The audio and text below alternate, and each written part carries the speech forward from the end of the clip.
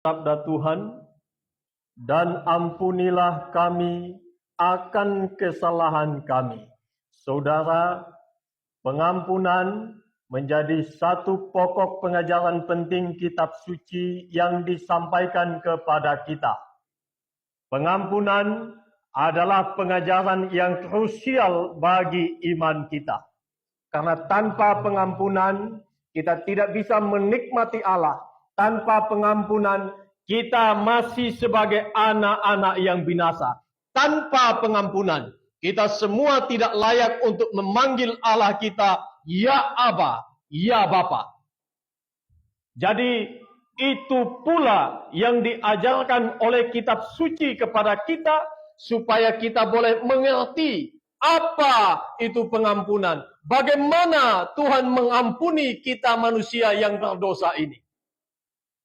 Mazmur mengatakan kepada kita di dalam Mazmur pasal 32, berbahagialah orang yang diampuni pelanggaran-pelanggarannya. Berbahagialah orang yang kesalahannya tidak diperhitungkan Tuhan. Berbahagialah orang, saya harap saya dan saudara mendapatkannya, yang di hadapan Tuhan kita boleh berseru Ya Aba, Ya Bapa kepada Sang Pencipta kita, pemilik hidup kita ini. Karena dia tidak perhitungkan dosa-dosa kita. Dia telah mengampuni kesalahan-kesalahan kita. Dia telah menghapus segala aib kita di hadapannya. Itu sebab kita boleh memanggil dia Ya Aba, Ya Bapa. Tadi dalam pujian yang dinaikkan, diambil dari Mazmur 103, sejauh timur dari barat, demikianlah Tuhan membuang semua dosa kita. Kalau Tuhan tidak buang, maka itu menjadi penghambat bagi kita untuk kita bersekutu dengan Tuhan kita.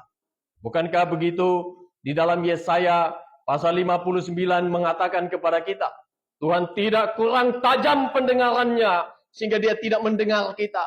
Dia tidak kurang panjang tangannya untuk menolong kita. Tetapi yang membuat dia tuli, seolah-olah tuli, membuat dia tidak mendengarkan seruan kita, karena ada pemisah. Pemisah itu adalah pelanggaran-pelanggaran kita. Pemisah itu adalah dosa-dosa kita.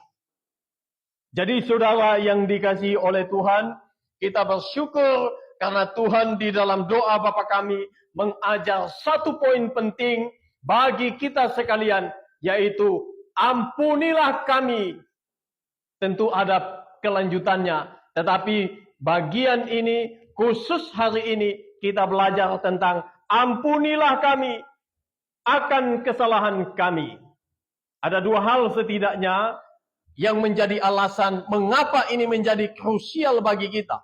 Yang pertama, karena dengan pengampunan kita diterima oleh Allah, bersekutu selama-lamanya dengan Sang Pencipta, Sang Penebus kita. Tanpa ini kita tidak ada apa. Tanpa ini kita semua akan laju menuju kepada kebinasaan. Dan itulah sebabnya kita penting untuk mendapatkannya. Karena dengan pengampunan inilah membawa kita boleh berseru dan menyebut Allah kita sebagai Ya Aba, Ya Bapa. Tidak ada satu pengajaran di luar sana memanggil Allah sebagai Ya Bapa, yang mempunyai koneksi paling dekat, yang mempunyai hubungan yang paling intim dengan Allah. Kecuali Kristen mengajarkan itu kepada kita. Secara personal kita boleh memanggil Allah yang Maha Kuasa, Pencipta segala sesuatu, pemilik semua yang ada, sebagai Ya Aba, Ya Bapa. Ini satu keistimewaan yang penting sekali untuk kita resapi, lalu kita hidupi dalam hidup setiap hari. Yang kedua, dengan pengampunan, hukuman dihapuskan. Kita tidak dihukum lagi. Kita tidak menjadi anak-anak di bawah hukum yang akan mendapatkan hukuman Allah. Tetapi kita adalah anak-anak yang kekasih dari Allah di dalam Kristus, yang di dalamnya kita memperoleh persekutuan tanpa penghukuman yang kekal itu. Saudara, dua hal ini penting sekali. Memang hari ini kita belum tahu dan kita pikir, wah kita hidupnya baik-baik saja. Di luar sana banyak orang yang tidak peduli dengan hukuman yang akan datang. Mereka pikir tidak ada penghukuman setelah mati, tidak ada penghukuman setelah dunia ini selesai. Tetapi firman Tuhan mengajar saya dan saudara bahwa Tuhan yang maha adil, satu saat dia akan mengadili dunia ini dengan penuh keadilan. Dan setiap orang yang tidak percaya, setiap orang yang tidak taat, mereka akan mendapatkan hukuman yang selayaknya. Tetapi bersyukur kita oleh karena Tuhan mengajar kita tentang doa Bapa kami, dan dalam doa ini pengampunan, di dalam doa ini landasannya pengampunan oleh karena pengorbanan Tuhan di atas kayu salib, maka kita tidak datang kepada kebinasaan, kita tidak datang kepada penghukuman yang kekal itu. Kita sudah belajar tentang hukuman neraka, hukuman kekal, itu tidak main-main.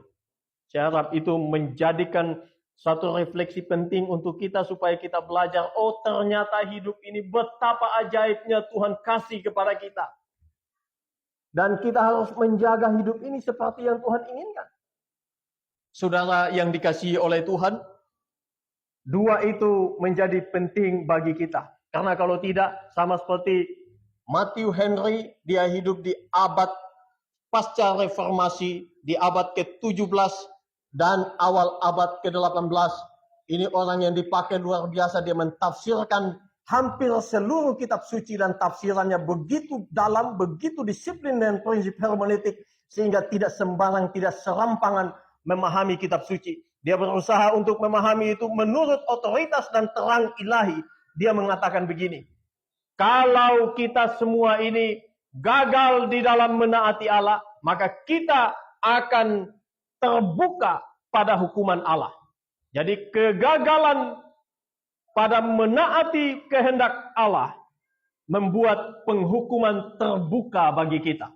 Penghukuman yang dimaksudkan bukan sekedar kita dijewer telinganya, bukan sekedar kita dicambuk 1, 2, 3 kali. Penghukuman ini adalah penghukuman yang abadi, yang kekal, yang tidak ada tepinya di dalam neraka selama-lamanya.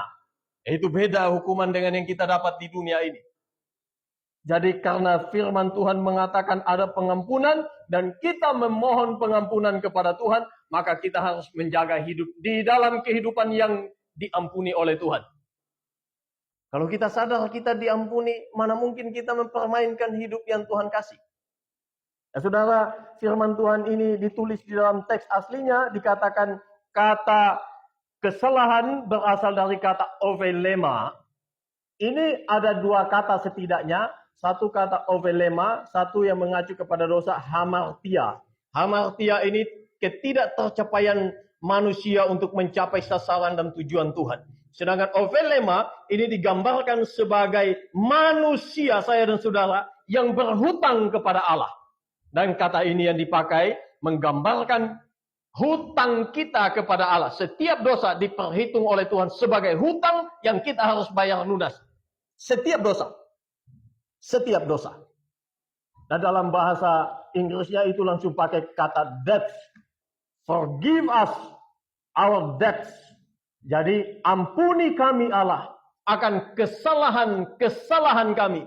Kalau terjemahan literalnya akan hutang kami.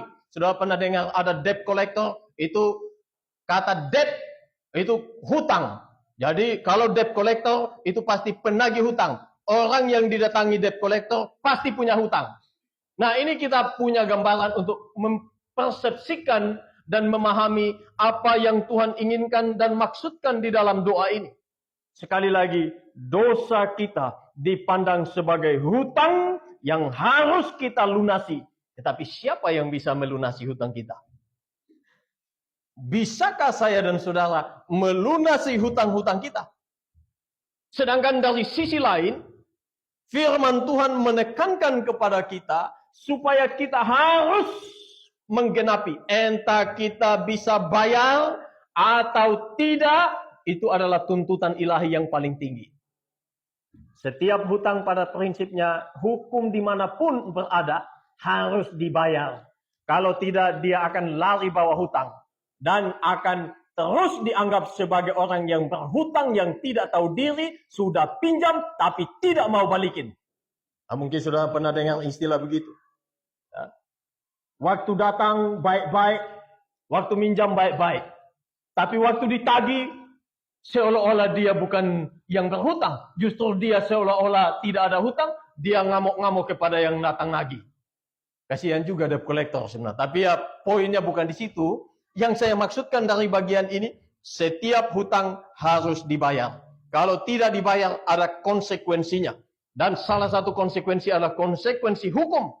Saudara, misalkan kalau kita kredit kendaraan, BPKB-nya belum dikasih. Mungkin STNK-nya yang sudah dikasih. Dalam perjalanan waktu, kendaraan ini tidak bisa dibayar. Ditagih 2, 3 kali, 4 kali. Tidak juga dibayar. Pada akhirnya kendaraan itu ditarik. Itu adalah konsekuensi karena kita tidak bisa membayar hutang kita.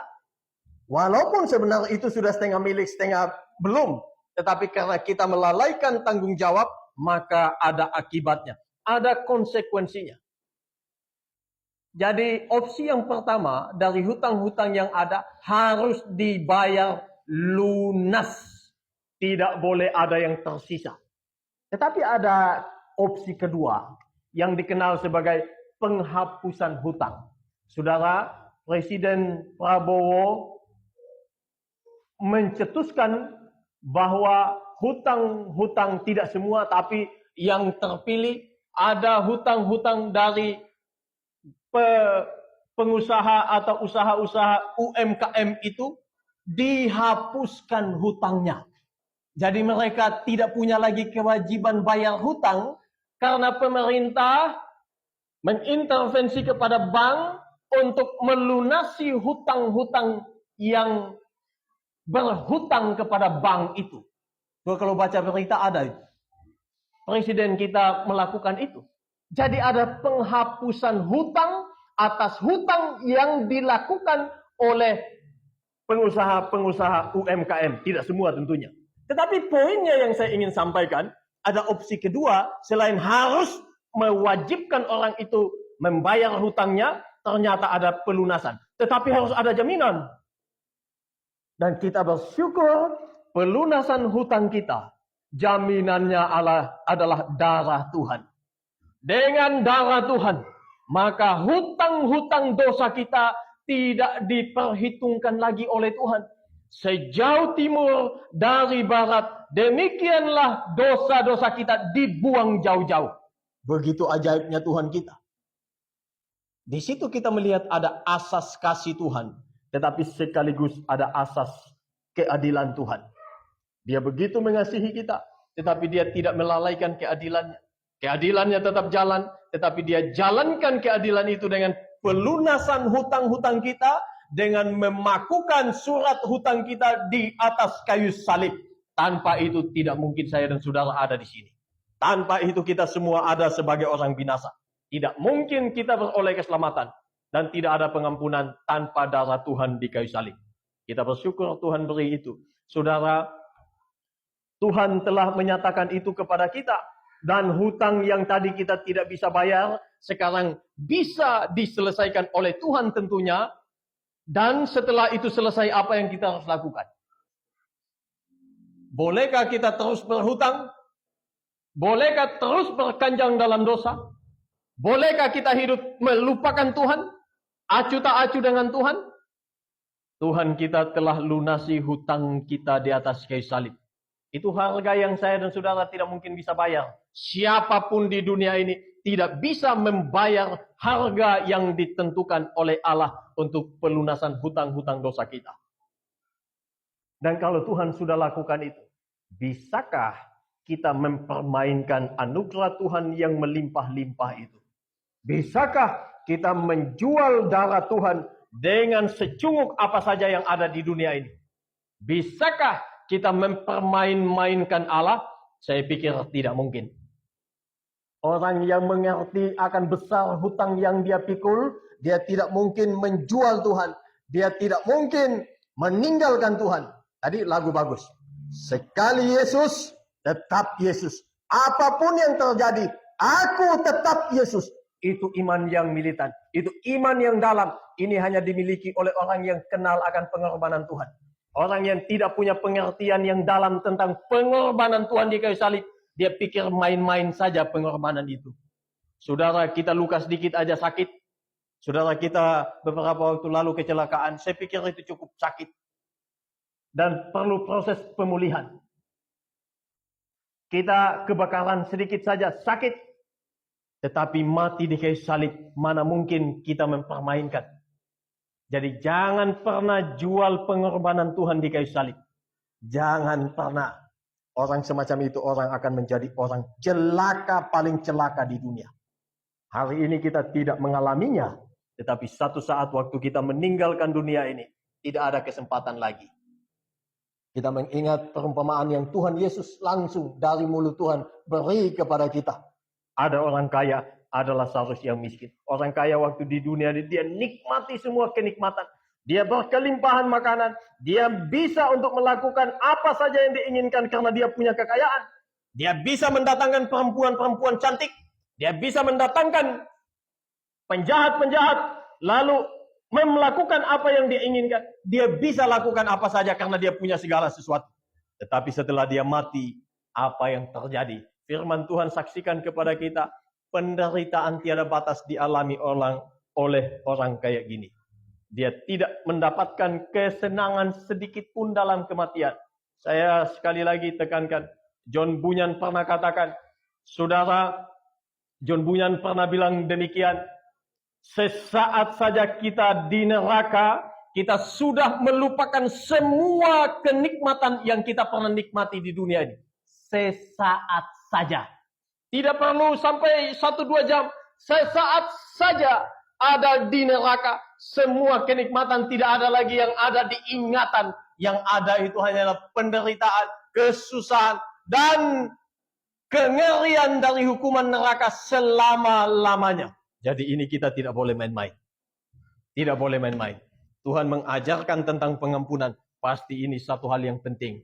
Tuhan tidak mengajarkan kita untuk bagaimana menghormati orang tua dalam doa Bapa kami. Itu penting karena Tuhan sudah beri. Tapi Tuhan memberi kepada kita supaya kita memohon kepada Allah. Ampunilah kami, ya Allah kami. Saya tambahkan ya Allah kami. Ya Bapa kami. Ampunilah kami. Seperti itu yang Tuhan ajarkan kepada kita. Mengapa kita harus meminta ini? Karena saudara, kita sebagai manusia harus kita akui. Kita selalu berdosa kepada Tuhan. Dosa itu dari beberapa aspek. Dosa pikiran dan perasaan. Dosa perkataan. Dan dosa perbuatan. Jangan pikir jadi dosa itu saat sudah termanifestasi dalam perbuatan. Waktu dia di dalam pikiran belum dosa. Oh, itu sudah dosa. Misalkan contoh. Yang sudah berumah tangga. Bapak-bapak kalau lihat perempuan yang seksi atau yang bohai di luar sana. Dia mulai berpikir yang aneh-aneh. Itu dosa. Perempuan juga demikian. Sudah punya pasangan, punya suami. Lihat laki-laki yang maco. Bandingkan dengan suaminya yang kurus kering. Atau yang tidak ada rupanya. Kalau pikir, wah itu juga dosa. Jadi itu juga saudara-saudara ketawa. Mungkin maksudnya tidak ada itu ya. Istri saya paling setia. Saya tahu saya. Saya aminkan. Jadi saudara yang dikasihi oleh Tuhan. Bahkan dalam pikiran pun. Itu dosa. Bukankah firman Tuhan bilang. Saya contohkan tentang ini aja.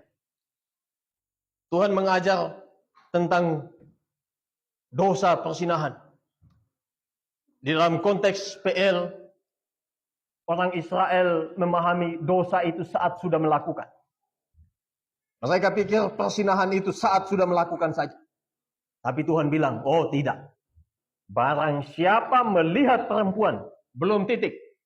Melihat seorang perempuan, lalu menginginkannya dalam hati, dia telah bersinah dengan perempuan itu. Itu dosa. Itu sama beratnya dengan yang melakukan.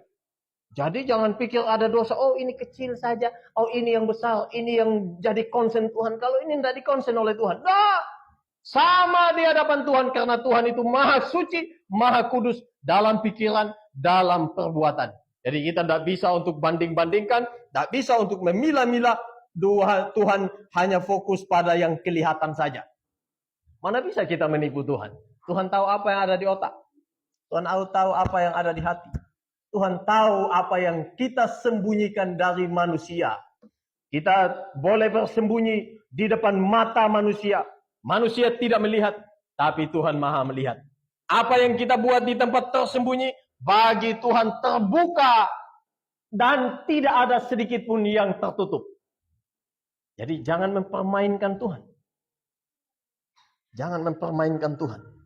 Dosa pikiran, perasaan, dosa perkataan, dosa perbuatan. Kita harus terus melawan ini sebenarnya. Karena firman Tuhan bilang kepada kita, setiap orang yang sudah menjadi milik Tuhan, dia harus berperang melawan kedagingannya. Dia harus melawan keduniawiannya. Dia harus melawan kuasa-kuasa yang menghancurkan dia untuk bersekutu dengan Allah. Lepaskan semua.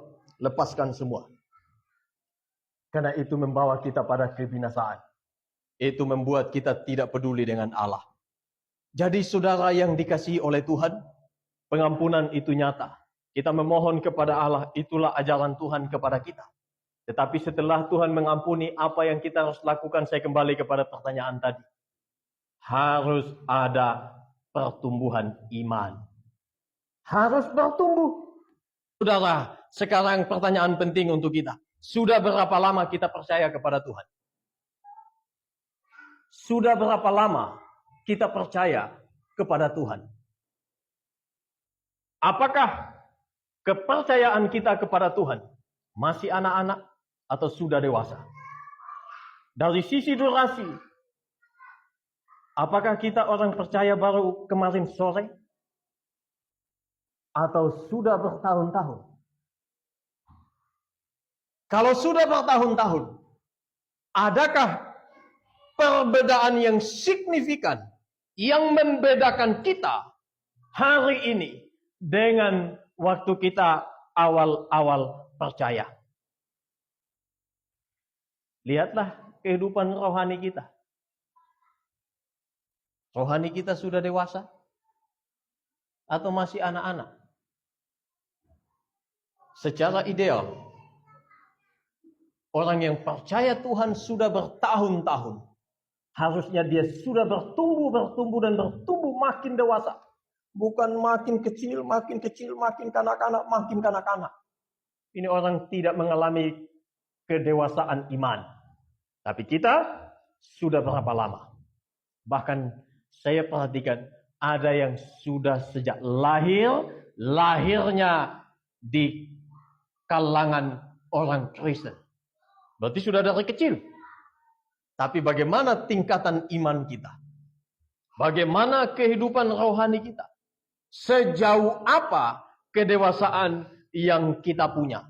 Saudara, kita tidak boleh hanya sekedar yakin karena kita sudah dibaptis lalu ikut perjamuan lalu kita pikir sudah selamat. No. Tidak. Bukan yang begitu jadi jaminan untuk kita. Yakin bagus.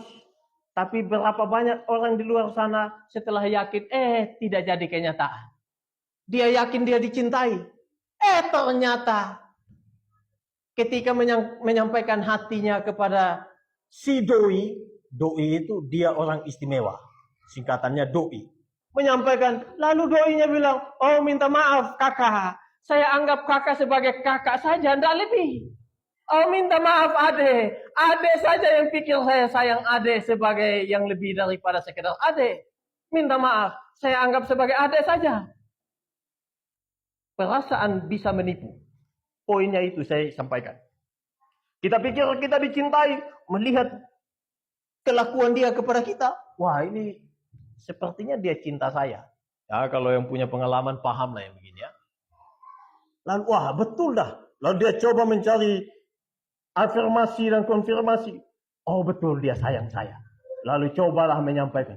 Ternyata ditolak. Yang saya maksudkan, kita boleh yakin, tapi hati-hati. Harus ada buah. Kita boleh yakin, tapi apa buktinya akan keyakinan kita? Kita boleh yakin bahwa kita sudah diampuni. Tetapi apa bukti pengampunan Tuhan bagi saya dan saudara? Itu poinnya. Kita boleh yakin Tuhan sudah menjauhkan semua dosa kita. Tetapi apa buahnya? Sehingga keyakinan kita dibarengi dengan bukti yang nyata. Bukan hanya sekedar yakin, tapi ada buah, ada bukti di dalam hidup. Dan itulah yang saya maksudkan dengan kehidupan rohani. Saudara, saya menyampaikan satu ilustrasi penting lagi sebelum saya tutup. Lihatlah, ya di belakang, di samping sini ada pohon durian, tapi belum berbuah. Dalam perkembangannya, dia terus bertumbuh dari yang kecil sampai besar, sampai menghasilkan buah. Kalau buah pertama mungkin masih kecil-kecil langsung jatuh, tidak sampai matang, nanti dia akan berbuah lagi. Tiba waktunya dia akan menghasilkan buah, dan buah itu menjadi matang. Itu kalau sudah seperti itu, kita menikmati buahnya. Ini ilustrasi kehidupan dan kedewasaan iman kita di hadapan Tuhan. Kita yakin terpujilah Tuhan. Tetapi harus ada buahnya. Dan buahnya harus makin besar dan makin matang. Jangan baru kecil, udah layu mati. Tidak sampai dinikmati. Buah itu harus sampai matang, sampai bisa dinikmati. Bahkan orang lain yang menikmati, bukan kita yang nikmati. Ini yang menjadi poin penting bagi kita. Saudara yang dikasihi oleh Tuhan, pulang dengan pertanyaan penting. Sejauh mana pertumbuhan rohani kita? Sejauh mana kedewasaan iman kita? Sekali lagi, sejauh mana iman kita, kedewasaan iman kita kepada Tuhan?